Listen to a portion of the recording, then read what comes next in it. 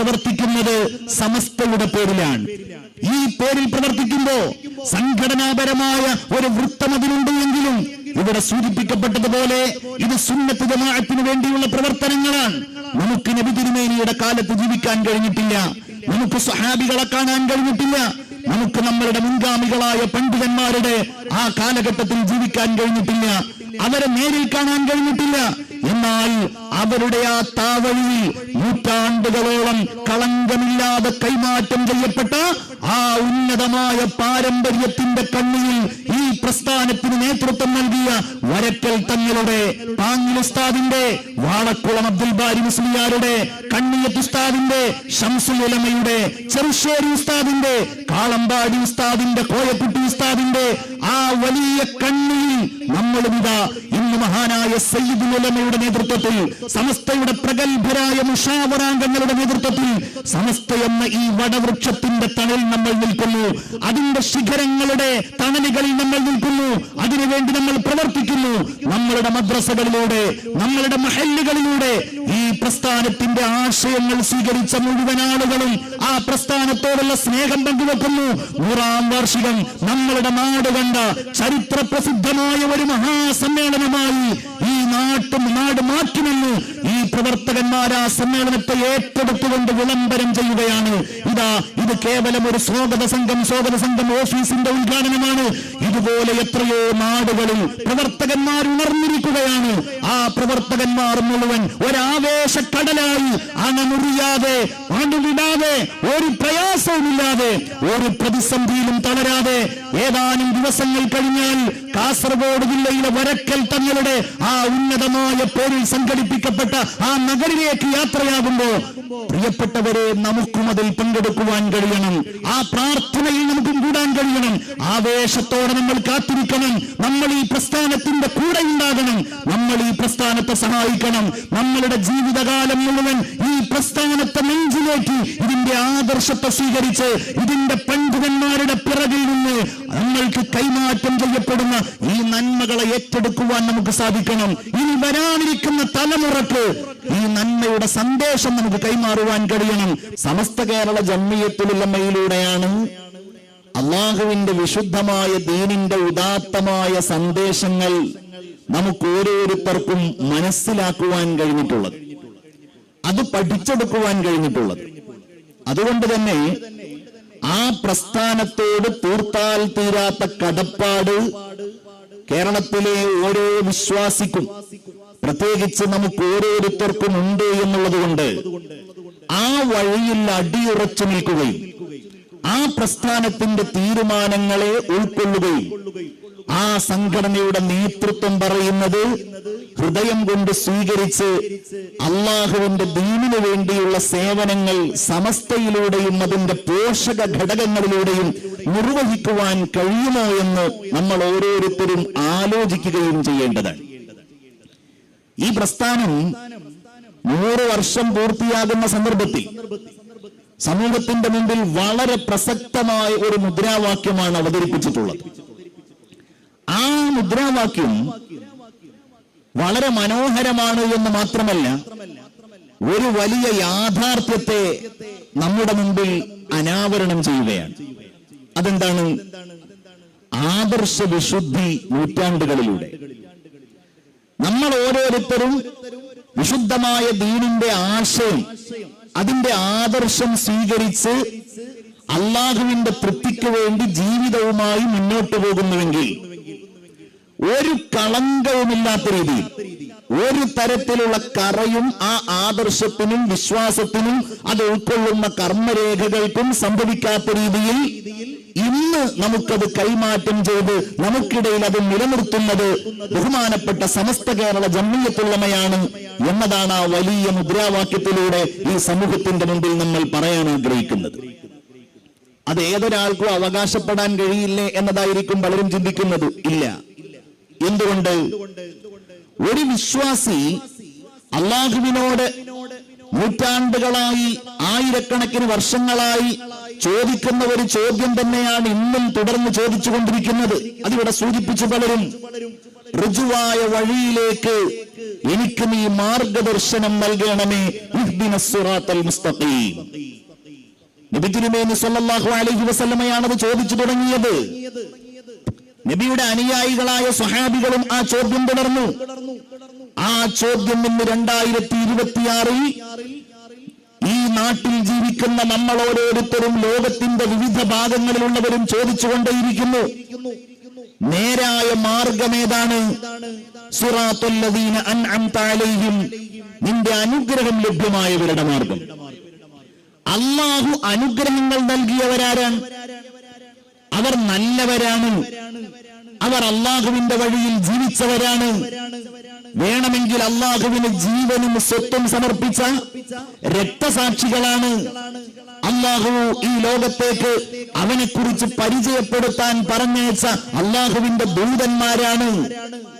ഉലൈക മഅല്ലദീന അൻഅമല്ലാഹു അലൈഹിം മിനൻ നബിയ്യീന വസ്സിദ്ദീഖീന വശുഹദാഇ വസ്സാലിഹീൻ. അവരുടെ വഴി കാലങ്ങൾ മുന്നോട്ട് പോകുന്തോറും പല രീതിയിലുള്ള ഭ്രംശങ്ങൾക്കും വിധേയമായിട്ടുണ്ടാവും. സ്വാഭാവികമാണത്. ആ വഴിയിൽ പലതരത്തിലുള്ള അപഭ്രംശങ്ങളും പല രീതിയിലുള്ള വ്യത്യാസങ്ങൾ വരുത്തുവാനുള്ള ശ്രമങ്ങളും നടന്നിട്ടുണ്ട് എന്നത് അവിതർക്കിതമായ കാര്യമാണ്. നൂറ്റാണ്ടുകളിലൂടെ ഇത് കൈമാറ്റം ചെയ്യപ്പെടുമ്പോൾ പല രീതിയിലുള്ള ചിന്താഗതികളും ആ വഴിയിൽ കടന്നുകൂടുന്ന സാഹചര്യം ഉണ്ടായിട്ടുണ്ട്. നബിയുടെ വഴിയിൽ, സഹാബികളുടെ വഴിയിൽ. എന്നാൽ ആ കളങ്കിതമായ യാതൊരു തരത്തിലുള്ള മാർഗഭ്രംശങ്ങളിലും പെടാതെ നബി തിരുമേനി സല്ലല്ലാഹു അലൈഹി വസല്ലമയുടെയും തിരു സഹാബികളുടെയും ഋജുവായ ആ പന്ഥാവിൽ നൂറ്റാണ്ടുകളോളം ഈ മനോഹരമായ മാർഗം കൈമാറ്റം ചെയ്യപ്പെട്ടു. 21ാം നൂറ്റാണ്ടിൽ കേരളത്തിന്റെ മണ്ണിൽ ആ വഴി ഹൃദ്യമായി ഉജ്ജ്വലമായി പ്രഭതൂങ്ങി നിൽക്കുന്നു. അതിന്റെ കാരണം ബഹുമാനപ്പെട്ട സമസ്ത കേരള ജംഇയ്യത്തുൽ ഉലമ ഒരു നൂറ്റാണ്ടുകാലമായി നമ്മുടെ നാട്ടിൽ പ്രവർത്തിക്കുന്നു എന്നുള്ളത് കൊണ്ടാണ്. ബഹുമാനപ്പെട്ട ഇമാം ശാഫിഈ റളിയല്ലാഹു അൻഹുവിലൂടെ കൈമാറ്റം ചെയ്ത് മഖ്ദൂമുമാരിലൂടെ എത്തിയ നമ്മളുടെ ഉസ്താദുമാരിലൂടെ കൈമാറ്റം ചെയ്യപ്പെട്ട ആ കർമ്മശാസ്ത്രത്തിന്റെ മനോഹരമായ വഴി നമ്മളുടെ നാട്ടിലെ 3ാം ക്ലാസ്സിലും 4ാം ക്ലാസ്സിലും മദ്രസയിൽ 10ഉം 12ഉം 15ഉം വയസ്സായ മക്കൾക്ക് കൃത്യമായി പഠിക്കുവാനും അറിയുവാനും കഴിയുന്നുവെങ്കിൽ കൈമാറ്റം ചെയ്യപ്പെട്ട ആ വിശുദ്ധമായ ആദർശം ബഹുമാനപ്പെട്ട സമസ്തയിലൂടെയല്ലാതെ മറ്റാരിലൂടെയാണ് നമുക്കിടയിൽ പ്രചാരണം ചെയ്യപ്പെട്ടിട്ടുള്ളത്? ആലോചിക്കേണ്ട കാര്യം എന്ന് പറഞ്ഞാൽ, നമുക്കിടയിലുള്ള നിസ്കാരങ്ങൾ, നോമ്പ്, നമ്മൾ ചെയ്യുന്ന ആരാധനകൾ, നമ്മളുടെ സ്വഭാവ കർമ്മ ശ്രേഷ്ഠതകൾ, നമ്മളുടെ പെരുമാറ്റ രീതികൾ, നമ്മൾ പഠിക്കുന്ന ചരിത്രങ്ങൾ ഉൾപ്പെടെയുള്ള കാര്യങ്ങൾ, അതിന്റെയൊക്കെ അടിസ്ഥാനം ബഹുമാനപ്പെട്ട സമസ്തയുടെ മദ്രസകളിലൂടെയാണ് ദശലക്ഷക്കണക്കിന് ആളുകൾ നമ്മളുടെ നാടുകളിൽ പഠിച്ചുകൊണ്ടേയിരുന്നത്. ആരാണ് ഈ ആദർശ വിശുദ്ധിയെ നമുക്കിടയിൽ കൈമാറ്റം ചെയ്യാൻ കാരണമായത്? സമസ്ത കേരള ജംഇയ്യത്തുൽ ഉലമ അല്ല എന്ന് ആർക്കെങ്കിലും പറയാൻ കഴിയോ? അത് സമസ്ത ചെയ്ത വിപ്ലവമല്ലേ? ഒരു നാട്ടിലുള്ള ആളുകളെ മുഴുവൻ ഓരോ പ്രദേശങ്ങളിലും ആ പ്രദേശങ്ങളിലുള്ള ആളുകൾക്ക് ഒരേ രീതിയിലുള്ള കൃത്യമായ സത്യസന്ധമായ അറിവ് നൽകി ആ സമൂഹത്തെ സമുദ്ധരിച്ച് ദീനിന്റെ അടിസ്ഥാനത്തിൽ അവരെ ജീവിക്കുവാൻ പ്രേരിപ്പിക്കുന്നു എന്നത് ബഹുമാനപ്പെട്ട സമസ്ത കേരള ജംഇയ്യത്തുൽ ഉലമ ചെയ്ത സേവനമല്ലാതെ മറ്റെന്താണ്? അതാണ് കേരളത്തിന്റെ പാരമ്പര്യം. നമ്മൾ ആലോചിക്കേണ്ട കാര്യം, ഈ വഴിയിൽ തന്നെയാണ് കോഴിക്കോട് കാളിമാരെ നമുക്ക് കാണുവാൻ കഴിയുന്നത്. കേരളത്തിന്റെ മണ്ണിൽ, ഈ നാടിന്റെ ചരിത്രത്തിൽ, പ്രത്യേകിച്ച് മുസ്ലിം മുന്നേറ്റ ചരിത്രത്തിൽ ഒരിക്കലും നമുക്ക് മാറ്റി നിർത്താൻ കഴിയാത്ത ഒരു വിഭാഗമാണ് കോഴിക്കോട് കാളിമാർ. ആരായിരുന്നു അവർ? നമ്മൾ എപ്പോഴും ചരിത്രം കേൾക്കാറുണ്ട്. നബി തിരുമേനി സല്ലല്ലാഹു അലൈഹി വസല്ലം തങ്ങളുടെ കാലത്ത് തന്നെ വിശുദ്ധ ഇസ്ലാം കേരളത്തിലെത്തി. മാലിക് ബിൻ ദീനാർ ഒന്നുകിൽ ആ കാലത്തോ അല്ലെങ്കിൽ അതിന്റെ തൊട്ടുടനെയുള്ള കാലത്തോ ആ കൂട്ടത്തിൽ വന്ന അൻസ്വാരി പ്രമുഖന്മാരുടെ പിൻഗാമിയായിരുന്ന കുടുംബത്തിൽപ്പെട്ട മാലിക് ബിൻ ഹബീബ് എന്നവർ ചാലിയത്ത് പള്ളി പണിയുകയും ആ ചാലിയത്തെ പള്ളിയിൽ മഹാനുഭാവൻ ഖാദിയായി നിലനിൽക്കുകയും ചെയ്തു. അന്നത്തെ കാലത്ത് മുസ്ലിങ്ങളൊക്കെ വളരെ കുറവാണ്. ഇവർക്ക് കാര്യങ്ങൾ അന്വേഷിക്കാൻ, മതവിധി തേടാൻ അവരുടെ ഒരു ജഡ്ജായി, അവരുടെ കാര്യങ്ങളിൽ തീർപ്പ് കൽപ്പിക്കുന്ന ഒരാളായി കോഴിക്കോട് കാളിമാർ വന്നു. ഇസ്ലാം വികസിക്കുന്നതിനനുസരിച്ച് ഈ കാളിമാരുടെ പരിധി കൂടി എന്ന് മാത്രമല്ല, ആ പള്ളിയിൽ ആരംഭിച്ച ദർസിൽ വിശ്വാസികളായി മുന്നോട്ട് വന്ന ആളുകൾ പഠിക്കാൻ തുടങ്ങുകയും അവർ അവിടെ നിന്ന് പഠനം ആരംഭിച്ച് പല ഭാഗങ്ങളിലേക്കും അവരുടെ പ്രബോധന പ്രവർത്തനങ്ങളുമായി പോയ ഇടങ്ങളിലൊക്കെ അവർക്ക് ആരാധനകൾക്ക് വേണ്ടി അവർ മസ്ജിദുകൾ ഉണ്ടാക്കുകയും ചെയ്തു. അങ്ങനെയാണ് കേരളത്തിൽ ഇസ്ലാമിന്റെ വലിയ വികാസം ഉണ്ടായത്. ആ കാളിമാർ കേവലം ഞാൻ നേരത്തെ സൂചിപ്പിച്ചതുപോലെ മഖ്ദൂമുമാരെ പോലെ തന്നെ അവരുടെ നാട്ടിലെ എല്ലാ കാര്യങ്ങൾക്കും, പ്രത്യേകിച്ച് രാഷ്ട്രീയമായ കാര്യങ്ങൾ, സാമൂഹികമായ മുന്നേറ്റങ്ങൾ, അതിനൊക്കെ നേതൃത്വം നൽകി എന്ന് മാത്രമല്ല, നമ്മൾ ആലോചിക്കേണ്ട കാര്യമാണ് 1571 പോർച്ചുഗീസുകാർ ചാലിയം കോട്ട പിടിച്ചടക്കാൻ വേണ്ടി നടത്തിയ ക്രൂരമായ ആ താഠനങ്ങളിലാണ് അതിന്റെ ഒട്ടനേകം ചരിത്രരേഖകളും ഈ കാളിമാർ ലഭിച്ച മനോഹരമായ ഗ്രന്ഥങ്ങളും ചുട്ടുവരിക്കപ്പെട്ടത് എന്ന് അവരുടെ ചരിത്രങ്ങളിൽ നമുക്ക് കാണുവാൻ കഴിയുന്ന കാര്യമാണ്.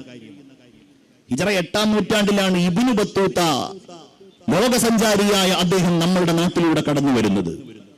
അദ്ദേഹത്തിന്റെ യാത്രാ വിവരണത്തിൽ പറയുന്ന കാര്യമാണ്, അദ്ദേഹം ചാലിയപ്പോൾ ചെന്നപ്പോൾ അന്നുണ്ടായിരുന്ന ഖാലി ഫഖ്റുദ്ദീൻ ഇബ്നു ഉസ്മാൻ എന്നറിയപ്പെടുന്ന മഹാനായ പണ്ഡിതനായിരുന്നു. അദ്ദേഹം കുട്ടികളെ പഠിപ്പിക്കുന്നയാളാണ്, അദ്ദേഹം ഗ്രന്ഥരചന നടത്തുന്നയാളാണ്. അദ്ദേഹം തന്നെ പറയുന്നു, ഈ ഫഖ്റുദ്ദീൻ എന്നവർക്ക് മുമ്പ് 40 ഖാലിമാരുണ്ടായിരുന്നു, അദ്ദേഹത്തിന് ശേഷമാകട്ടെ 25 ഖാലിമാരുണ്ടായിട്ടുണ്ട്. ഈ ഖാലിമാർ വലിയ പ്രസിദ്ധരായ ഖാലിമാരാണ്. അവർ ഗ്രന്ഥങ്ങൾ രചിച്ചു, സമൂഹത്തെ സമുദ്ധരിച്ചു, ബ്രിട്ടീഷുകാർക്കെതിരായി പോരാടി, പോർച്ചുഗീസുകാർക്കെതിരായി പോരാടി. അതിൽപ്പെട്ട മഹാനായ വ്യക്തിയാണ് ഖാലി മുഹമ്മദ് മുഹീദ്ദീൻ മാലയുടെ രചയിതാവ്. ഞാൻ പറയുന്നത്, ഒരു കാലഘട്ടത്തിൽ പതിറ്റാണ്ടുകളോളം, നൂറ്റാണ്ടുകളോളം കേരളത്തിലുള്ള മുസ്ലിം ബഹുജനങ്ങളുടെ അവസാന വാക്കായിട്ട് അവർ അംഗീകരിച്ചിരുന്ന ഒരു വിഭാഗമായിരുന്നു കോഴിക്കോട് ഖാലിമാർ. ഇന്നും അതിന്റെ പാരമ്പര്യം തുടർന്നു പോകുന്നുണ്ട്. അപ്പോ പൊന്നാനിയിലെ മഖ്ദൂമുമാർ, കോഴിക്കോട് ഖാലിമാർ, പിന്നെ നമുക്ക് കാണാൻ കഴിയുന്ന മറ്റൊരു വിഭാഗം ഏതാണ്? ഈ നൂറ്റാണ്ടുകളിലൂടെ കേരളത്തിന്റെ മണ്ണിൽ കൈമാറ്റം ചെയ്യപ്പെട്ട ഈ നന്മകൾക്ക് ശക്തി പകർന്ന മറ്റൊരു വിഭാഗമാണ് നബി തിരുമേനി സല്ലല്ലാഹു അലൈഹി വസല്ലം തങ്ങളുടെ കുടുംബാംഗങ്ങൾ, അവരുടെ പേരക്കിടാങ്ങൾ. 1516-ാം നൂറ്റാണ്ടിലാണ് USSR നിന്ന് ആദ്യത്തെ പ്രവാചക കുടുംബ പരമ്പരയിലെ കണ്ണിയായ നബി തിരുമേനി സല്ലല്ലാഹു അലൈഹി വസല്ലം തങ്ങളുടെ 29ാമത്തെ പേരക്കിടാങ്ങളിൽ പ്രമുഖനായ അഹ്മദ് ജലാലുദ്ദീൻ ബുഖാരി എന്ന മഹാനായ വ്യക്തി ഇന്നത്തെ കണ്ണൂർ ജില്ലയിലെ വളപട്ടണത്തെത്തുന്നത്. പഴയ USSRന്റെ ഭാഗമാണ് ബുഖാറ. ആ ബുഖാറയിൽ നിന്ന് അദ്ദേഹം എത്തി. അദ്ദേഹം ഈ നാട്ടിൽ നിന്ന് കല്യാണം കഴിച്ചു. അദ്ദേഹത്തിനുണ്ടായിരുന്ന മകനായിരുന്നു സയ്യിദ് ഇസ്മായിൽ അക്ബർ ബുഖാരി എന്ന മഹാനായ വ്യക്തിത്വം. അദ്ദേഹത്തിന് 3 മക്കളാണ് ഉണ്ടായിരുന്നത്. ആ മക്കളിൽ ഒരാൾ അഹ്മദ് ബുഖാരി എന്നയാൾ സയ്യിദ് മുഹമ്മദ് ബുഖാരിയും സയ്യിദ് ഫഖ്റുദ്ദീൻ ബുഖാരിയുമായിരുന്നു. നമ്മൾ ആലോചിക്കേണ്ട കാര്യം എന്താണ്? അവരിലൂടെ നമ്മുടെ നാട്ടിലുണ്ടായ നേട്ടം എന്താ? സയ്യിദ് ഇസ്മായിൽ ബുഖാരി എന്നവരാണ് വളപട്ടണത്ത് നിന്ന് തന്റെ പിതാവിന്റെ അടുക്കൽ നിന്ന് കൊച്ചിയിലേക്ക് വരുന്നത്. കൊച്ചിയിലേക്ക് വന്നെന്ന് മാത്രമല്ല, കൊച്ചിയിൽ അദ്ദേഹം ഇസ്ലാമിക പ്രബോധന പ്രവർത്തനങ്ങളിൽ സജീവമായി. ചെമ്പിട്ട പള്ളി ഉണ്ടാക്കി. ചെമ്പിട്ട പള്ളിയുടെ സമീപത്ത് അദ്ദേഹം അന്തിയുറങ്ങുന്നു. അദ്ദേഹത്തിന്റെ മക്കൾ മലപ്പുറം ജില്ലയുടെ വിവിധ ഭാഗങ്ങളിലേക്ക് പോയി. ബുഖാരി സാദാത്യങ്ങൾ, പിന്നീട് അവരുടെ പൗത്രന്മാർ കേരളത്തിന്റെ വിവിധ ഭാഗങ്ങളിൽ ചരിത്രത്തിൽ കാണുവാൻ കഴിയും. നമുക്ക് കാണുവാൻ കഴിയുന്ന അവരുടെ പിൻഗാമികളായ മഹാന്മാർ നമ്മളുടെ ഈ ജില്ലയിൽ പോലും ഇസ്ലാമിക പ്രബോധന പ്രവർത്തനങ്ങൾക്ക് നേതൃത്വം നൽകിയിട്ടുണ്ട്. നെട്ടൂരിലെ പള്ളി ഉണ്ടാക്കിയവർ ബുഖാരി സദാത്യങ്ങളായിരുന്നു. വടുതലയിലെ പള്ളി ഉണ്ടാക്കിയവർ ബുഖാരി സദാത്യങ്ങളായിരുന്നു. അവിടെയൊക്കെ ഇന്നും അവരുടെ പാരമ്പര്യം നമുക്ക് കാണുവാൻ കഴിയും. തൃശൂർ ജില്ലയിൽ ബുഖാറ എന്ന പേരിൽ ഒരു സ്ഥലം തന്നെയുണ്ട്. റഷ്യയിലെ ബുഖാറയ്ക്ക് ശേഷം ഇന്ത്യയിലെ ബുഖാറ, അതാ ബുഖാരി സാദാത്യങ്ങൾ വന്ന ബുഖാറ. ഇവരൊക്കെ ഇസ്ലാമിക പ്രബോധന പ്രവർത്തനങ്ങൾക്ക് നേതൃത്വം നൽകി. അവര് മാത്രമല്ല, പിന്നീട് നമുക്ക് കാണുവാൻ കഴിയുന്നത് 43 പ്രവാചക കുടുംബങ്ങൾ ചുരുങ്ങിയത്. അതിലാരൊക്കെയുണ്ട്? അതിലെല്ലാ കുടുംബമുണ്ട്. മഹാനായ പാണക്കാട് PMSA പൂക്കോയ തങ്ങളും അദ്ദേഹത്തിന്റെ സന്തതികളും അവരുടെ സന്താന പരമ്പരകളുമുള്ള പാണക്കാട് കുടുംബം എന്ന ആ വലിയ കുടുംബത്തിന്റെ ആദ്യത്തെ പരമ്പരയുടെ പ്രാരംഭമായ ശിഹാബുദ്ദീൻ സാദാത്യങ്ങൾ കേരളത്തിന്റെ മണ്ണിലേക്ക് ഹളർമൗത്തിൽ നിന്ന് വന്നവരാണ്. മഹാനായ സയ്യിദ് മമ്പുറന്തങ്ങളുടെ അമ്മാവനായിരുന്ന സയ്യിദ് ഹസൻ ജിഫ്രി, കോഴിക്കോട്ടെത്തിയ ഷെയ്ഖ് ജിഫ്രി തങ്ങൾ ഇവിടെ ഇരിക്കുന്നുണ്ടല്ലോ. ബഹുമാനപ്പെട്ട സയ്യിദ് ത്വാഹ ജിഫ്രി, ഇവരുടെയൊക്കെ പ്രപിതാക്കന്മാർ, ബഹുമാനപ്പെട്ട സയ്യിദുൽ ഉലമയുടെ പ്രപിതാക്കന്മാരിൽ പ്രമുഖനായിരുന്ന സയ്യിദ് ഹുസൈൻ ജിഫ്രി, ഒരേ കുടുംബത്തിൽ തന്നെയുള്ള ഒരേ പരമ്പരയിലുള്ള വ്യത്യസ്ത പ്രപിതാക്കന്മാർ കേരളത്തിലേക്ക് വന്നു. ബാഫഖീഹ് കുടുംബം വന്നു. ഇങ്ങനെ നമുക്കറിയുന്നവരും അറിയാത്തവരുമായ അനവധി പ്രവാചക കുടുംബങ്ങൾ നമ്മൾ ആലോചിക്കേണ്ട കാര്യമാണ്. ആ കാലഘട്ടങ്ങളിൽ അവർ നമ്മളുടെ നാടുകളിലേക്ക് വരുമ്പോ അവർ അറബി ഭാഷ സംസാരിക്കുന്നവരാണ്. അവർ മറ്റൊരു നാട്ടിൽ നിന്ന് വന്നവരാണ്. ആ നാട്ടിൽ നിന്ന് വന്നപ്പോ ഈ നാട്ടിലുള്ള മുസ്ലിങ്ങൾ മാത്രമല്ല അവരെ സ്വീകരിച്ചത്, നമ്മളുടെ നാടിന്റെ ഒരു പാരമ്പര്യം കൂടിയായി എന്നുള്ളത്. ഇന്ന് നിസ്സാരമായ ഏതെങ്കിലും കാരണം ഉണ്ടാക്കിയിട്ട് സ്പർദ്ധയുണ്ടാക്കാൻ കഴിയുമോ എന്ന് ആലോചിച്ചു കൊണ്ടിരിക്കുകയാണ് പലരും. കാരണങ്ങൾ വലിയ ഭീമാകാരമായ കാരണങ്ങളൊന്നും വേണ്ട, നിസ്സാരമായ കാരണങ്ങൾ മതി. ആ കാരണങ്ങളൊക്കെ ഉണ്ടാക്കി ജനങ്ങളുടെ മനസ്സുകളിൽ എങ്ങനെയെങ്കിലും മുറിവേൽപ്പിക്കാൻ കഴിയോ? ഉത്തരേന്ത്യയിൽ നടക്കുന്നത് പോലെ, UP-യിൽ നമ്മൾ കാണുന്നത് പോലെ ഭക്ഷണത്തിന്റെ പേരിൽ, വസ്ത്രത്തിന്റെ പേരിൽ, നിറത്തിന്റെ പേരിൽ ജനങ്ങൾക്കിടയിൽ ഭിന്നതയുണ്ടാക്കുകയും വേണമെങ്കിൽ അവരെ കൊല്ലാൻ ശ്രമിക്കുകയും വേണമെങ്കിൽ അവരുടെ വീടുകൾ തകർക്കാൻ ശ്രമിക്കുകയും ചെയ്യുന്ന സാഹചര്യം നമ്മളുടെ നാട്ടിൽ ഉണ്ടാക്കാൻ കഴിയുമെന്ന് ആലോചിച്ചുകൊണ്ടിരിക്കുകയാണ്. വളരെ ഗൗരവത്തോടെ നിങ്ങൾ ആലോചിച്ച് നോക്കൂ, നമ്മളുടെ നാട്ടിൽ എത്ര സ്കൂളുകളുണ്ട്. നമ്മളൊക്കെ അതുപോലുള്ള സ്കൂളുകളിൽ പഠിച്ചു വന്ന ആളുകളാണ്. സ്കൂളുകളിൽ നിന്ന് നമ്മൾ ഈ നാട്ടിൽ പഠിച്ച മനോഹരമായ സംസ്കാരം എന്താ? നമ്മൾ മദ്രസയിൽ പോയിട്ടാണ് സ്കൂളുകളിലേക്ക് പോകുന്നത്. ആ സ്കൂളുകളിൽ നമ്മൾ ചെല്ലുമ്പോ അവിടെ വ്യത്യസ്ത മതവിഭാഗങ്ങളിൽപ്പെട്ട കുട്ടികൾ അവരുടെ രീതികൾ, അവരുടെ ആശയങ്ങൾ, അവരുടെ ആചാരങ്ങൾ അവർ സ്വീകരിച്ചിട്ടുണ്ട്. സ്കൂളുകളിൽ യൂണിഫോമുകൾ ഉണ്ടാവും, പൊട്ടുതൊട്ട കുട്ടി ഉണ്ടാവും, കുരിശുമാലയിട്ട കുട്ടി ഉണ്ടാവും. ശബരിമലക്ക് പോകുന്ന സമയത്ത് അവരുടെ മതാചാരങ്ങൾക്കനുസരിച്ച് വസ്ത്രം ധരിച്ച നമ്മളുടെ പ്രിയപ്പെട്ടവരുണ്ടാകും. നമ്മളുടെ ഏറ്റവും പ്രിയപ്പെട്ട സൗഹൃദങ്ങൾ അവരായിരുന്നു, ഇപ്പോഴും അങ്ങനെയാണ്. നമ്മളെ പഠിപ്പിച്ച അധ്യാപകന്മാർ ഒരിക്കലും നമ്മളുടെ മതമോ നമ്മളുടെ ജാതിയോ അവരുടെ മനസ്സിൽ ഏതെങ്കിലും തരത്തിൽ പ്രയാസമുള്ള ഒരു സാഹചര്യം സൃഷ്ടിച്ചിട്ടില്ല എന്നത് വളരെ ബോധ്യമുള്ളവരാണ് കേരളത്തിലെ 100% ആളുകളും. ആ ഒരു പാരമ്പര്യം ഇന്നും നമ്മളുടെ മണ്ണിൽ നിലനിൽക്കുന്നു. സർക്കാർ സ്കൂളുകളിൽ യൂണിഫോമുകളുണ്ട്, സ്വകാര്യ സ്കൂളുകളിലും യൂണിഫോമുകളുണ്ട്. ആ യൂണിഫോമുകൾ അവർ നിലനിർത്തുമ്പോൾ തന്നെ മതങ്ങൾക്കുള്ള ആചാരങ്ങളെ അവരാരും നിരാകരിക്കാറില്ല. ആ ആചാരങ്ങളാണെങ്കിലോ വളരെ നിസ്സാരമായി അവരുടെ ആ ഒരു വ്യക്തിത്വത്തിന് സൗന്ദര്യമുണ്ടാക്കുന്ന, അവരുടെ ആ വ്യക്തിത്വത്തെ മനോഹരമാക്കുന്ന അവരുടെ ആ ആചാരങ്ങളെയും അനുഷ്ഠാനങ്ങളെയും ഇന്ത്യ പോലെ ഒരു രാജ്യത്ത് നന്നായിട്ട് സംരക്ഷിച്ചു നിർത്താൻ കഴിയുന്ന രൂപത്തിലാണ് എല്ലാ സ്കൂളുകളും മുന്നോട്ട് കൊണ്ടുപോകുന്നത്. അപ്പൊ നിങ്ങൾ ആലോചിച്ച് നോക്കൂ, ഞങ്ങളുടെ സ്കൂളുകളിൽ യൂണിഫോമുകൾ അനുസരിക്കാം, യൂണിഫോമുകൾ നിർബന്ധമാണ്. അത് അനുസരിക്കൽ എല്ലാവരും ചെയ്യേണ്ട കാര്യമാണ് എന്ന് പറയുന്നതിന് നമ്മളാരും വിരോധമുള്ള ആളുകളല്ല.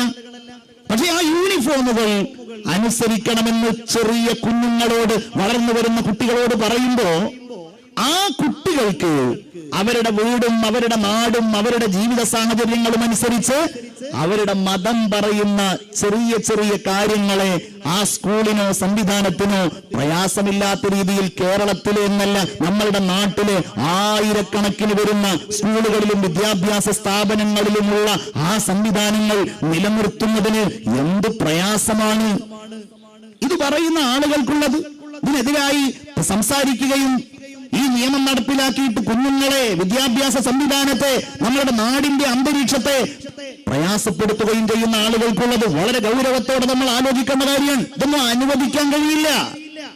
ഇത്തരം കാര്യങ്ങൾ വരുമ്പോ വളരെ കൃത്യമായി നമ്മുടെ നിലപാടുകൾ ഇത് സമൂഹത്തിന്റെ മുമ്പിൽ പറയുകയും ഇത്തരം അനാചാരങ്ങൾക്കെതിരെ, ഇതൊരു അനാചാരമാണ്. ഒരു മതത്തിന്റെ ആചാരം അനുഷ്ഠിച്ച് മുന്നോട്ട് പോകുവാനുള്ള തടസ്സം, മുതന്ത ന്യായങ്ങൾ പറഞ്ഞ് നമ്മളുടെ നാട്ടിലുണ്ടാക്കുന്നത് അനാചാരമല്ലാതെ മറ്റെന്താണ്? അനുവദിക്കാൻ കഴിയില്ല. നമുക്ക് ഗവൺമെന്റിന് അനുവദിക്കാൻ കഴിയുന്നില്ലല്ലോ. നമുക്കാർക്കും ഈ രാജ്യത്തെ പൊതുബോധമുള്ള, ജനാധിപത്യ ബോധമുള്ള, മതേതര ബോധമുള്ള ഒരാളും അത്തരം നീക്കങ്ങളെ അംഗീകരിക്കാൻ തയ്യാറാവുകയില്ല. ഞാൻ പറഞ്ഞുകൊണ്ടുവന്ന കാര്യം എന്താണ്? പതിറ്റാണ്ടുകളായി നമ്മളുടെ നാട്ടിൽ ഈ ഒരു പാരമ്പര്യം നിലനിൽക്കുന്നതിന്റെ കാരണം ഇതാണ്. ഈ സാദാത്യങ്ങൾ, നബി തിരുമേനിയുടെ കുടുംബാംഗങ്ങൾ ലോകത്തിന്റെ വിവിധ ഭാഗങ്ങളിൽ നമ്മളുടെ നാട്ടിലേക്ക് വരുമ്പോ അവരെ സ്വീകരിക്കാൻ, അവർക്കാവശ്യമായ സൗകര്യങ്ങൾ ചെയ്തു കൊടുക്കാൻ നമ്മളുടെ നാട്ടിലെ എല്ലാ മതവിശ്വാസികളും തയ്യാറായി. അങ്ങനെ മനോഹരമായ ഒരു പാരമ്പര്യത്തിൽ നമ്മുടെ നാട് മുന്നോട്ട് പോകുന്നു. എല്ലാ തരത്തിലുമുള്ള, എല്ലാ രീതികളിലുമുള്ള ഉന്നതമായ മതബോധം നമ്മളുടെ നാട്ടിലെ മുസ്ലിം പൊതുസമൂഹം വെച്ചുകൊണ്ടേയിരിക്കുന്നു. ഈ ഹദ്റമി സാദാത്യങ്ങളും നേരത്തെ ഞാൻ സൂചിപ്പിച്ച ഷാഫിഈ മദ്ഹബ് പ്രകാരമുള്ള മുന്നോട്ട് പോക്കിന് നമ്മളുടെ നാടിന് വല്ലാത്ത സഹായങ്ങൾ നൽകിയ ആളുകളാണ്. ചുരുക്കത്തിൽ ഇങ്ങനെ മുന്നോട്ട് പോകുന്ന സാഹചര്യത്തിൽ ഞാൻ നിങ്ങളിവിടെ മനസ്സിലാക്കേണ്ട കാര്യം, ഞാനിവിടെ പറഞ്ഞ ഈ കൈമാറ്റങ്ങൾക്കിടയിൽ ലോകത്തിന്റെ എല്ലാ ഭാഗങ്ങളിലും അപശബ്ദങ്ങൾ ഉണ്ടായിട്ടുണ്ട്. അല്ലാതെ ഷാഫിഈ ഇമാമ് അദ്ദേഹത്തിന്റെ ആ സരണി നിലനിർത്താൻ ഒരു പ്രയാസം സഹിച്ചിട്ടില്ല. അങ്ങനെയാണോ? അല്ല. എല്ലാവരും മഹാനായ ഉസ്മാൻ ഇബ്നു അഫ്ഫാൻ റളിയല്ലാഹു അൻഹുവിന്റെ കാലം മുതൽ ഈ വഴിക്കെതിരായിട്ടുള്ള പോരാട്ടം ഉണ്ടായിട്ടുണ്ട്. ഉസ്മാൻ ഇബ്നു അഫ്ഫാനെ കൊന്നതല്ലേ?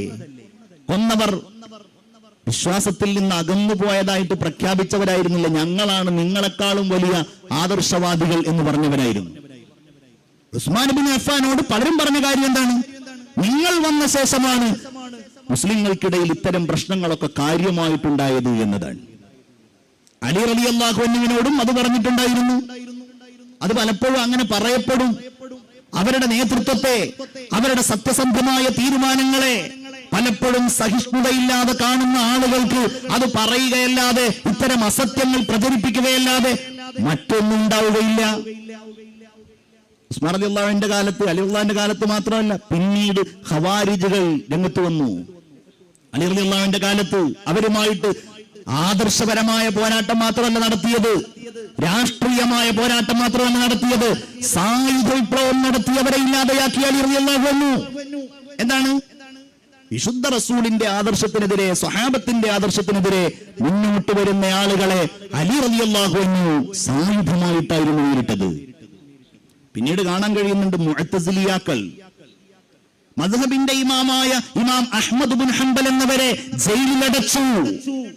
അദ്ദേഹം ജയിലിൽ പീഡനങ്ങൾ ഏറ്റുവാങ്ങേണ്ടി വന്നു.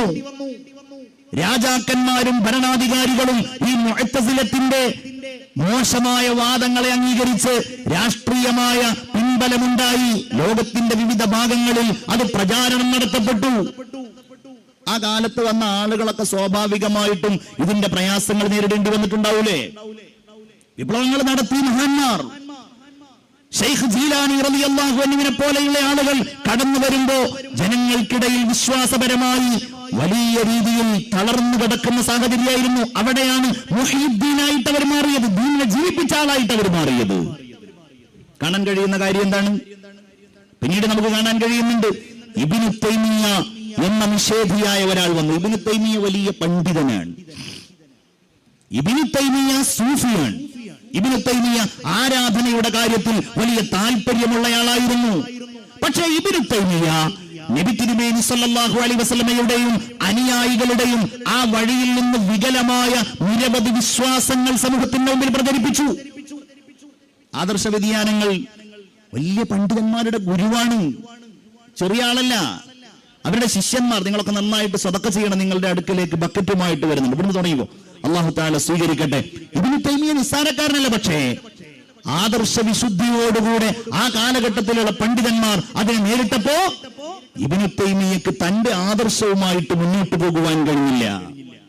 ആ ഇബ്നു തൈമിയ്യയുടെ ആദർശത്തെ പിന്നീട് ജീവിപ്പിക്കുന്നത് ഇബ്നു അബ്ദുൽ വഹാബാണ്, മുഹമ്മദ് ഇബ്നു അബ്ദുൽ വഹാബാണ്. അദ്ദേഹം 1703 ജനിച്ച് 1787 മരണപ്പെട്ട മുഹമ്മദ് ഇബ്നു അബ്ദുൽ വഹാബ് എന്നയാളാണ്. അദ്ദേഹമാണ് ഇതിനെ പൊടിതട്ടിയെടുക്കുന്നത്. 14-ാം നൂറ്റാണ്ടിൽ ഇബ്നു തൈമിയ്യ കൊണ്ടുവന്ന അള്ളാഹുവിനെ കുറിച്ചുള്ള വികലമായ വിശ്വാസങ്ങളെ, നബിയുടെ അത്ഭുതകരമായ കാര്യങ്ങളെ സംബന്ധിച്ചുള്ള വിശ്വാസങ്ങളെ, ഇബ്നു തൈമിയ്യ കൊണ്ടുവന്ന വികല വിശ്വാസങ്ങളെ ഇബ്നു അബ്ദുൽ വഹാബ് പൊടി തട്ടിയെടുത്തു എന്ന് മാത്രമല്ല, ഭരണാധികാരികളെ സ്വാധീനിച്ചു. ഇബ്നു സഊദി എന്ന് പറയുന്ന സഊദി ഭരിച്ചിരുന്ന ആ പ്രദേശങ്ങളുടെ ഭരണാധികാരിയെ സ്വാധീനിച്ച് ഇബ്നു അബ്ദുൽ വഹാബിന്റെ വഹാബിസം വളരെ ക്രൂരമായ രീതിയിൽ സമൂഹത്തിൽ വലിയ ദുരന്തങ്ങൾ ഉണ്ടാക്കി. എന്തുകൊണ്ടാണ് സമസ്ത കേരള ജംഇയ്യത്തുൽ ഉലമ 926 രൂപീകരിക്കപ്പെടുന്നതെന്ന് ചോദിച്ചാൽ അതിന്റെ ഉത്തരങ്ങളിൽ ഒന്ന് ഇതുകൂടിയാണ്. വഹാബിസം കേവലമായ ഒരു ആദർശ വ്യതിയാനത്തിലൂടെ ജീവിച്ചു പോകുന്ന ഒരു സംവിധാനമല്ല. ഈ വഹാബിസം പണ്ഡിതന്മാരെ കഴുത്തറുത്തു കൊന്നു. ഈ വഹാബിസം മുൻഗാമികളായ മഹാന്മാരായ സ്വഹാബികളെ പൂർണ്ണമായും നിരാകരിച്ചുവെന്ന് മാത്രമല്ല, ഹദീസുകളെ നിഷേധിച്ചുവെന്ന് മാത്രമല്ല, ഈ മഹാന്മാരായ മുൻഗാമികളുടെ മഖ്ബറകൾ അവർ തകർത്തു, കലാപങ്ങൾ ഉണ്ടാക്കി. വിശുദ്ധമായ ഇസ്ലാമിന് ഭീകരതയുടെ മുഖം നൽകിയവർ, ലോകത്ത് പിൽക്കാലത്ത് ഇസ്ലാമിനെ ദുർവ്യാഖ്യാനം ചെയ്ത്, ഖുർആനിനെ ദുർവ്യാഖ്യാനം ചെയ്ത് ഏതെങ്കിലും ഭീകര പ്രസ്ഥാനങ്ങൾ ഉണ്ടായിട്ടുണ്ടെങ്കിൽ, ഏതെങ്കിലും തീവ്ര പ്രസ്ഥാനങ്ങൾ ഉണ്ടായിട്ടുണ്ടെങ്കിൽ നമ്മൾ പറയാറുണ്ട് അവർക്കൊന്നും ഇസ്ലാമുമായിട്ടൊരു ബന്ധമല്ല. എന്താ കാരണം? അവരൊക്കെ ആശയം സ്വീകരിച്ചിട്ടുള്ളത് ഇബ്നു അബ്ദുൽ വഹാബിൽ നിന്നാണ്, ഈ വഹാബിസത്തിൽ നിന്നാണ്, ഈ സലഫിസത്തിൽ നിന്നാണ്. അതെങ്ങാനും നമ്മളുടെ കേരളത്തിന്റെ മണ്ണിൽ വേരോട്ടമുള്ള ഒന്നായാൽ നമ്മളുടെ കേരളത്തിന്റെ മണ്ണിൽ ഈ മതേതരത്വം മുന്നോട്ട് പോവുകയില്ല എന്ന് തിരിച്ചറിവുള്ളത് കൊണ്ടും കൂടിയാണ് അന്നത്തെ കാലത്തെ സ്വാത്വികരായ മഹാന്മാർ സമസ്ത കേരള ജംഇയ്യത്തുൽ ഉലമ രൂപീകരിക്കാൻ വേണ്ടി തീരുമാനിക്കുന്നത്. നമ്മൾ ആലോചിക്കേണ്ട കാര്യമാണ്. ഈ ഒരു ആശയം ലോകത്തിന്റെ പല ഭാഗങ്ങളിലും, പ്രത്യേകിച്ച് അവർക്ക് ഭരണമുണ്ട്, ഭരണ സംവിധാനങ്ങളുണ്ട്, പല ഭാഗങ്ങളിലും എത്തി.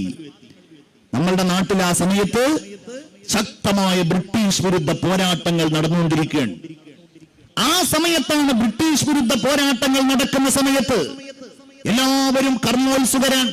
നാട്ടിൽ ഒരുപാട് പ്രസ്ഥാനങ്ങൾ രൂപവൽക്കരിക്കപ്പെടുന്നുണ്ട്, ഒരുപാട് സംഘടനകൾ ഉണ്ടാകുന്നുണ്ട്, പണ്ഡിതന്മാർ തന്നെ രൂപീകരിക്കുന്നുണ്ട്. ജംഇയ്യത്തുൽ ഉലമായ ഹിന്ദിനെ പോലെയുള്ള സംഘടനകൾ, അവരുടെയൊക്കെ ഖിലാഫത്ത് പ്രസ്ഥാനം രൂപീകരിക്കപ്പെടുന്നുണ്ട്. അവരുടെയൊക്കെ ആത്യന്തികമായ ലക്ഷ്യം എന്താണ്? നമ്മളുടെ നാട്ടിൽ ബ്രിട്ടീഷുകാർ നടത്തുന്ന ക്രൂരമായ ഈ അധിനിവേശത്തിനെതിരായി പോരാട്ടങ്ങൾ നടത്തും. അതിന്റെ ഭാഗമായിട്ടാണ് മലബാറിൽ മാപ്പിളമാർ മറ്റുള്ള ജനങ്ങളോടൊപ്പം ചേർന്ന് ബ്രിട്ടീഷുകാർക്കെതിരായി ശക്തമായ വിപ്ലവങ്ങൾ നടക്കുന്നത്. വലിയ പ്രയാസങ്ങൾ നേരിട്ടുകൊണ്ടിരിക്കുകയാണ്. ആ ഖിലാഫത്ത് പ്രസ്ഥാനത്തിന്റെയും അധിനിവേശ പോരാട്ടങ്ങളുടെ കൂടെയും നിന്നിരുന്ന വലിയ പണ്ഡിതനായിരുന്നു മഹാനായ പാങ്ങിൽ അഹമ്മദ് കുട്ടി മുസ്ലിയാർ. ഈ കാര്യങ്ങളെ നന്നായി വിലയിരുത്തുകയും ബ്രിട്ടീഷുകാർക്കെതിരായി സമരം ചെയ്യണമെന്ന് പലപ്പോഴും തന്റെ സമൂഹത്തെ ഉത്ബോധിപ്പിക്കുകയും ചെയ്ത വലിയ പണ്ഡിതനും നേതാവുമായിരുന്നു ബഹുമാനപ്പെട്ട സയ്യിദ് അബ്ദുറഹ്മാൻ വരക്കൽ മുല്ലക്കോയ തങ്ങൾ. ഇവരൊക്കെ ബ്രിട്ടീഷ് വിരുദ്ധ പോരാട്ടങ്ങളിലുണ്ട്. ആലി മുസ്ലിയാരുണ്ട്, വരക്കൽ മുല്ലക്കോയ തങ്ങളുണ്ട്, വാളക്കുള അബ്ദുൽ ബാരി മുസ്ലിയാരുണ്ട്.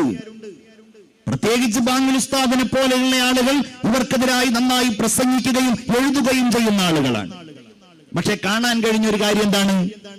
ഇവരുടെ കൂട്ടത്തിൽ പാരമ്പര്യമായി സമൂഹത്തിൽ കൈമാറ്റം ചെയ്യപ്പെട്ടിരുന്ന ഈ കർമ്മപരമായിരിക്കുന്ന കാര്യങ്ങളെ, ഈ വിശ്വാസപരമായിരിക്കുന്ന കാര്യങ്ങളെ ജനങ്ങൾക്കിടയിൽ പ്രബോധനം ചെയ്യുന്ന ചില പണ്ഡിത വേഷധാരികൾ, അവർ വലിയ ദർസുകളിൽ പഠിച്ച ആളാണ്. ചാലിലകത്ത് കുഞ്ഞഹമ്മദ് ഹാജി എന്ന് പറയുന്ന വലിയ മഹാൻ ഉണ്ടായിരുന്നു. ആ മഹാന്റെ അടുക്കൽ പഠിച്ച ആളുകളാണ്, അവരുടെ ശിഷ്യന്മാരാണ്, അവരുടെ ശിഷ്യന്മാരുടെ ശിഷ്യന്മാരാണ്. പക്ഷെ ഇവർ പരിഷ്കരണ ചിന്തകളുമായിട്ട് മുന്നോട്ട് വന്നു.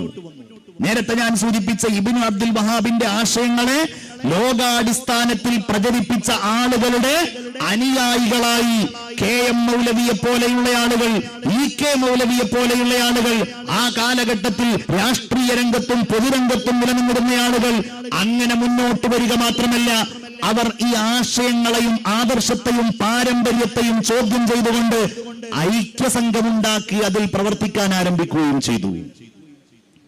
അപ്പൊ നമ്മൾ ആലോചിക്കേണ്ട കാര്യമുണ്ട്. ഇവർ രംഗത്ത് വന്ന ഉടനെ തന്നെ ഇവരുമായുള്ള സംവാദങ്ങൾ ആരംഭിച്ചിട്ടുണ്ട് മഹാപണ്ഡിതന്മാർ. അതിൽപ്പെട്ട ഏറ്റവും വലിയ ഉദാഹരണമാണ് ഖാദിയാനിസത്തിനെതിരെ. ഖാദിയാനിസം രംഗത്ത് വരുന്നുണ്ട്. ഖാദിയാനിസം ബ്രിട്ടീഷുകാരുടെ സൃഷ്ടിയാണ്. മുസ്ലിങ്ങൾക്കിടയിൽ ഭിന്നിപ്പുണ്ടാക്കാൻ, ഡിവൈഡ് ആൻഡ് റൂൾ, മുസ്ലിങ്ങൾക്കിടയിൽ ഭിന്നിപ്പുണ്ടാക്കാൻ ഖാദിയാനിസം രംഗത്ത് വന്നപ്പോ ചാലിലകത്ത് കുഞ്ഞഹമ്മദ് ഹാജി എന്ന മഹാനായ കണ്ണിയത്ത് ഉസ്താദ് ഉൾപ്പെടെയുള്ള ആളുകളുടെ ഗുരുവര്യനായ മഹാനായ ആ പണ്ഡിതൻ കണ്ണൂരിൽ ചെന്ന് പഴയങ്ങാടിയിൽ പോയി ഖാദിയാനിസത്തെ കേരളത്തിലേക്ക് കൊണ്ടുവന്ന കുഞ്ഞഹമ്മദ് എന്ന വ്യക്തിയുമായി നേരിൽ സംവാദം നടത്തുന്നുണ്ട്. പിന്നീട് നമുക്ക് കാണാൻ കഴിയുന്നത് എന്താ? മഹാനായ ശൈഖുന ശംസുൽ ഉലമ 1950കളിൽ കോഴിക്കോട്ട് വെച്ച് 8 ദിവസത്തെ പ്രസംഗം നടത്തുന്നുണ്ട്. ഇവരുമായി സംവാദം നടത്തുന്നുണ്ട്. ശംസുൽ ഉലമ മാടായി എന്ന് പറയുന്ന സ്ഥലത്ത് ജോലി ഏൽക്കാനുള്ള കാരണം തന്നെ ഖാദിയാനികളുടെ നേതാക്കന്മാരവിടെ ഉണ്ടായിരുന്നത് കൊണ്ടാണ് എന്ന് ചരിത്രം പറയുന്നുണ്ട്. ഇവർക്കെതിരായുള്ള പോരാട്ടങ്ങൾ, ഈ ആദർശത്തെ പരിപൂർണമായും സംരക്ഷിക്കണം. നൂറ്റാണ്ടുകളോളം നമ്മളുടെ നാട്ടിലുണ്ടായ കേരളത്തിന്റെ ആ തനിമയിലുള്ള ആ സംരക്ഷണം ഇവിടെ ഉണ്ടാകണം. നമ്മൾക്ക് കാണാൻ കഴിയും, അവരുമായി വലിയ വലിയ സംവാദങ്ങൾ നടക്കുന്നു. 913 സംവാദം നടന്നിട്ടുണ്ട്. 1910-കൾക്ക് ശേഷം നിരവധി പണ്ഡിതന്മാർ ഇങ്ങനെയുള്ള ആശയങ്ങളുമായിട്ട് വരുന്ന ആളുകളോട് വലിയ വലിയ സംവാദങ്ങൾ. നമ്മൾ പറയും അതൊക്കെ ചെറിയ ചെറിയ കാര്യങ്ങളല്ലേ. തറാവീഹിന്റെ കാര്യത്തിൽ, സ്ത്രീകൾ ജുമാക്ക് പോകുന്ന കാര്യത്തിൽ, ഖുത്ബയുടെ ഭാഷയുടെ കാര്യത്തിൽ, സഹാബികളോട് അല്ലെങ്കിൽ മുൻഗാമികളായ പരിശുദ്ധരായ മഹാന്മാരോട് സഹായം തേടുന്ന കാര്യത്തിൽ, ഇതൊക്കെ ചെറിയ ചെറിയ കാര്യങ്ങളല്ലേ? അല്ല എന്നാണ് ആ മുൻഗാമികൾ കണ്ടത്. ഇതൊക്കെ അടിസ്ഥാനമാക്കി മുസ്ലിം സമൂഹത്തിന്റെ പാരമ്പര്യത്തെ പൂർണ്ണമായും ഇല്ലാതെയാക്കാൻ ശ്രമിക്കുമ്പോഴാണ് വലിയ താല്പര്യത്തോടെയും ആസൂത്രണത്തോടെയും ബഹുമാനപ്പെട്ട സമസ്ത കേരള ജംഇയ്യത്തുൽ ഉലമ എന്ന ഈ വലിയ ആദർശ പ്രസ്ഥാനത്തിന്, ആശയ പ്രസ്ഥാനത്തിന് വരക്കൽ മുല്ലക്കോയ തങ്ങളും മഹാനായ പാങ്ങിൽ അഹമ്മദ് കുട്ടി മുസ്ലിയാരെ പോലെയുള്ള നേതാക്കളും നേതൃത്വം നൽകി 1926 അത് രൂപീകരിക്കപ്പെടുന്നത്. ഞാനിവിടെ സൂചിപ്പിക്കുന്ന കാര്യം എന്താണ്? നബി തിരുമേനി സല്ലല്ലാഹു അലൈഹി വസല്ലം തങ്ങൾ മുതലുള്ള വിശ്വാസത്തെ, ആ കർമ്മത്തെ, ആ ഉന്നതമായ പാരമ്പര്യത്തെ ഒരു ഘട്ടത്തിൽ ഈ നാട്ടിൽ നിന്ന് തുടച്ചു നീക്കുവാൻ ചില ഛിദ്രശക്തികൾ ശ്രമിക്കുമ്പോ അത് അനുവദിച്ചില്ല എന്ന് മാത്രമല്ല, നമ്മളുടെ നാടായ നാടുകളിലേക്കൊക്കെ വളരെ വിപുലമായ രീതിയിലാണ് ഈ പ്രസ്ഥാനത്തിന്റെ മനോഹരമായ ഈ സന്ദേശങ്ങൾ നമ്മളുടെ നേതാക്കൾ എത്തിച്ചു കൊടുത്തത്. ഏതൊക്കെ രീതിയിലാണ്? ആദ്യ കാലഘട്ടങ്ങളിൽ അവർ സമ്മേളനങ്ങൾ നടത്തി. 1-ാം വാർഷികം, 2-ാം വാർഷികം, 3-ാം വാർഷികം നടത്തി. താനൂരിൽ നടത്തി, മോളൂരിൽ നടത്തി, ചമ്മൻകുടിയിൽ നടത്തി. പിന്നീട് നമുക്ക് കാണുവാൻ കഴിയുന്നത് ഫറോക്കിൽ, കാര്യവട്ടത്ത് സമ്മേളനങ്ങളിലൂടെയാണ് അവർ വിപ്ലവകരമായ സമസ്തയുടെ സന്ദേശങ്ങൾ എത്തിക്കുന്നത്. മഹാന്മാരായ പണ്ഡിതന്മാർ ഓരോ ഇടങ്ങളിലും പോയി പ്രസംഗിക്കുന്നു, ജനങ്ങൾക്കിടയിൽ പ്രബോധനം ചെയ്യുന്നു, അവർക്ക് ഇസ്ലാമിന്റെ ഈ ആശയങ്ങളെ പരിചയപ്പെടുത്തുന്നു. ഈ പറയുന്ന ഖാദിയാനികളുടെ, ഈ സലഫിസത്തിന്റെ, വഹാബിസത്തിന്റെ എല്ലാ ആശയങ്ങളെയും തുറന്നു തീർക്കുക മാത്രമല്ല, 2ാമത്തെ സമ്മേളനത്തിൽ വെച്ച് തന്നെ സമസ്തക്ക് ഔദ്യോഗികമായി ഒരു പ്രസിദ്ധീകരണം വേണം എന്നവർ തീരുമാനിക്കുക മാത്രമല്ല, 929 ആകുമ്പോഴേക്ക് അൽ ബയാൻ എന്ന പേരിൽ ഒരു പത്രം തന്നെ പ്രസിദ്ധീകരിച്ചു. ചില ആളുകൾക്ക് ഇപ്പോഴും സംശയമാണ്, എന്തിനാണ് സമസ്ത കേരള ജംഇയ്യത്തുൽ ഉലമ ഒരു മതസംഘടനയല്ലേ, എന്തിനാണ് ഒരു പത്രം?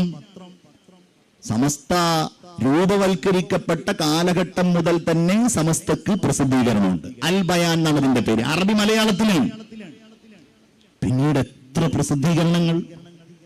സുപ്രഭാതം തുടങ്ങിയിട്ട് 10-11 വർഷമായിട്ടുള്ളൂ.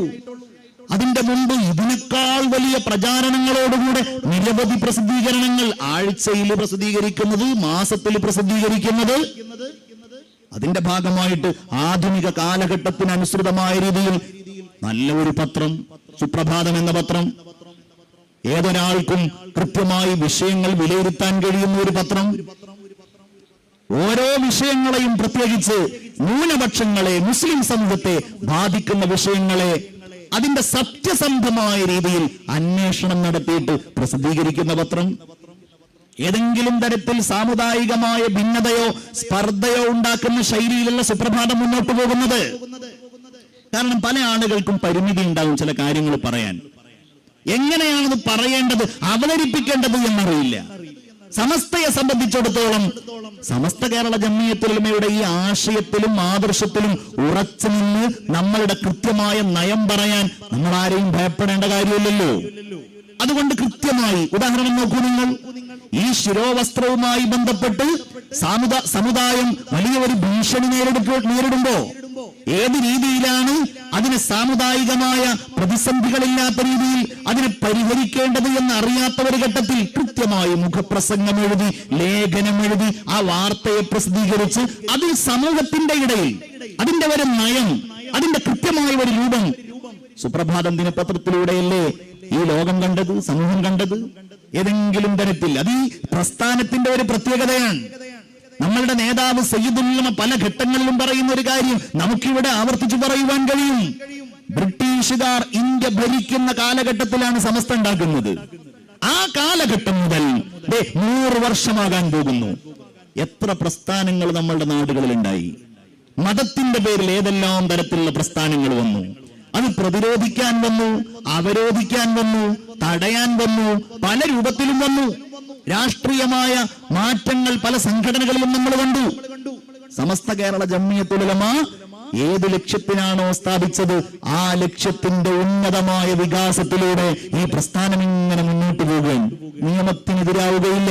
ഭരണഘടനയെ ഒരു കാലഘട്ടത്തിലും സമസ്ത കേരള ജംഇയ്യത്തുൽ ഉലമയുടെ നേതൃത്വം പുച്ഛിക്കുകയില്ല. ആ ഭരണഘടനയെ അനുവദിക്കുന്ന കാര്യങ്ങളെ കൃത്യമായി സ്വീകരിച്ച് അതിന്റെ അനുയായികളെ, ആ ആദർശം പഠിക്കുന്ന മദ്രസയിലുള്ള കുട്ടികളെ, പ്രത്യേകിച്ച് അതിന്റെ വിദ്യാർത്ഥി യുവജന സംഘടനയായ SKSF-ന്റെ പ്രവർത്തകന്മാരെ ഈ ഭരണഘടന അനുസരിച്ച് സമസ്തയുടെ പ്രവർത്തനങ്ങളുമായിട്ട് മുന്നോട്ട് പോകുവാൻ അത് പ്രേരിപ്പിച്ചുകൊണ്ടേയിരിക്കുകയാണ്. നമ്മൾ ചിന്തിക്കേണ്ട കാര്യമാണ്. പ്രസ്ഥാനം മുന്നോട്ട് പോകുന്നു. അതിന്റെ നവോത്ഥാന പ്രവർത്തനങ്ങൾ അത്ഭുതകരമാണ്. ഈ മദ്രസ സംവിധാനം, ഞാനതിന്റെ ചില സൂചനകൾ നൽകിയെങ്കിലും നമ്മൾ ചിന്തിക്കുന്നതിന്റെ അപ്പുറത്തുള്ള വൈപുല്യങ്ങളാണ് ആ മദ്രസ സംവിധാനങ്ങളിലൂടെ നമ്മളുടെ നാട് കണ്ടത്.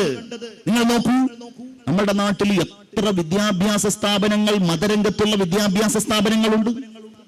ഭൗതിക സമന്വയ വിദ്യാഭ്യാസ കേന്ദ്രങ്ങൾ.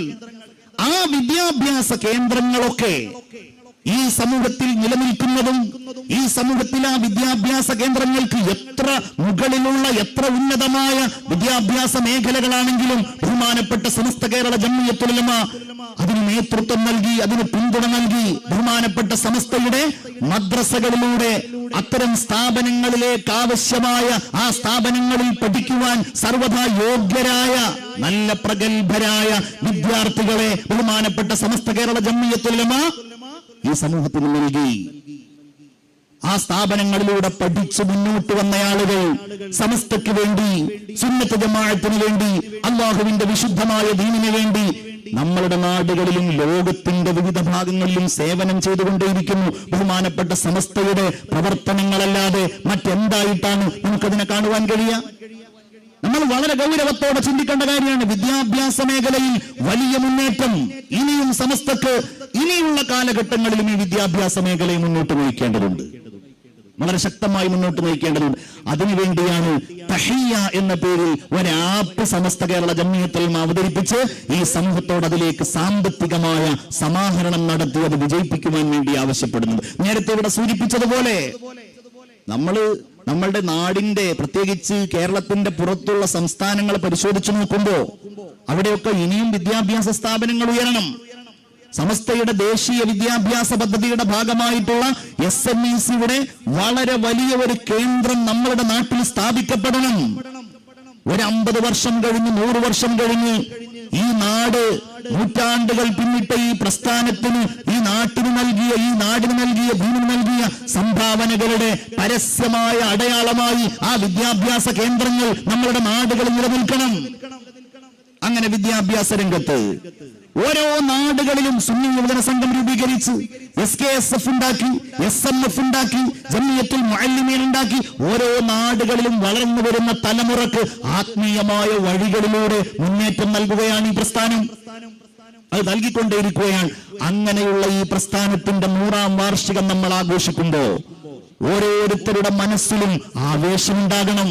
പ്രവർത്തകന്മാർ ആത്മാർത്ഥതയോടെ ഇതിന്റെ പ്രചാരണങ്ങൾ ഏറ്റെടുക്കണം. നമുക്കെവിടെയും വിശ്രമിക്കുവാനില്ല. നമുക്കെവിടെയും ആരെങ്കിലും ഏതെങ്കിലും തരത്തിൽ നമ്മളുടെ പ്രവർത്തനങ്ങളെ നിസ്സാരപ്പെടുത്തുന്നതോ പ്രയാസപ്പെടുത്തുന്നതോ ആയ കാര്യങ്ങളെ നമ്മൾ പരിഗണനയോടെ നോക്കേണ്ടതുമില്ല. കാരണം സമസ്തയ്ക്ക് വേണ്ടിയിട്ട് നമുക്ക് ചെയ്യുവാനുള്ള കാര്യങ്ങൾ അനവധിയാണ്, നിരവധിയാണ്. അതുകൊണ്ട് തന്നെ നമുക്ക് മുന്നോട്ട് പോകുവാൻ കഴിയണം. എന്റെ പ്രിയപ്പെട്ട പ്രവർത്തകന്മാരെ, ബഹുമാനപ്പെട്ട സയ്യിദുൽ ഉലമ ഡിസംബർ 18-ാം തീയതി 19-ാം തീയതി വെള്ളിയാഴ്ച തമിഴ്നാട്ടിലെ കന്യാകുമാരിയിൽ നിന്നാണ് ശതാബ്ദി സന്ദേശ ജാഥ യാത്ര ആരംഭിക്കുന്നത്. എത്ര അഭിമാനകരമായ ഒരു യാത്രയാണത്. സമസ്തയുടെ മുഷാവറാംഗങ്ങൾ, നമ്മുടെ പ്രിയപ്പെട്ട നേതാക്കൾ, നമ്മളുടെ പ്രിയപ്പെട്ട പ്രവർത്തകന്മാർ എല്ലാവരും ആ ജാഥയുടെ ഭാഗമായി ആ യാത്രയിൽ അണിനിരന്നിങ്ങനെ വരുമ്പോ അത് തിരുവനന്തപുരം കഴിഞ്ഞ് കൊല്ലം കഴിഞ്ഞ് കോട്ടയവും പത്തനംതിട്ടയും പിന്നിട്ട് നമ്മളുടെ നാട്ടിലേക്ക് വരുമ്പോ ആലപ്പുഴ ജില്ല കണ്ട് ഏറ്റവും വലിയ ഒരു സമ്മേളനമാക്കി അതിനെ മാറ്റുവാൻ നിങ്ങൾ എല്ലാവരും കഠിനമായ പരിശ്രമം നടത്തണം. അത് കഴിഞ്ഞ് ഈ സമ്മേളനത്തിന്റെ സന്ദേശയാത്ര എറണാകുളം ജില്ലയിലേക്ക്, ഇടുക്കി ജില്ലയിലേക്ക്, അങ്ങനെ കഴിഞ്ഞ് 28-ാം തീയതി അത് മംഗലാപുരത്ത് സമാപിക്കുമ്പോ വലിയ ഒരു ജനമുന്നേറ്റമായി സമസ്തയുടെ പ്രവർത്തകന്മാരുടെയൊക്കെ ആവേശമുയർന്ന് 100-ാം വാർഷികത്തിന്റെ ഫെബ്രുവരിയിൽ നടക്കുന്ന ആ 100-ാം വാർഷികത്തിന്റെ സമാപന സമ്മേളനത്തിലേക്ക് നമുക്ക് ഓരോരുത്തർക്കും ആവേശത്തോടെ എത്താൻ കഴിയുന്ന രീതിയിൽ അതിന്റെ പ്രവർത്തനങ്ങളെ നമ്മൾ ക്രമീകരിക്കേണ്ടതായിട്ടുണ്ട്. നമ്മൾ ഓരോ സംഘടനാ സംവിധാനവും വളരെ സുശക്തമാണ്. SKSSF വളരെ ശക്തമാണ്. അതിന്റെ ജില്ലാ കമ്മിറ്റികൾ, അതിന്റെ മേഖലാ കമ്മിറ്റികൾ, അതിന്റെ ക്ലസ്റ്റർ കമ്മിറ്റികൾ, അതിന്റെ ശാഖാ കമ്മിറ്റികൾ ഇതാ ഈ വരുന്ന നവംബർ 16-ാം തീയതി നമ്മുടെ കോഴിക്കോട്ട് ഈ കേരളത്തിലുള്ള വിദ്യാർത്ഥി പ്രതിനിധികളെ, മതരംഗത്ത് പഠിക്കുന്ന കുട്ടികളെയല്ല, സ്കൂളുകളിലും ക്യാമ്പസുകളിലും പഠിക്കുന്ന കുട്ടികളെ മാത്രം ഒരുമിച്ച് കൂട്ടി കേരളം കണ്ട ഏറ്റവും വലിയ വിദ്യാഭ്യാസ സമ്മേളനം, വിദ്യാർത്ഥി സമ്മേളനം SKSF സംഘടിപ്പിക്കാൻ വേണ്ടി പോവുകയാണ്.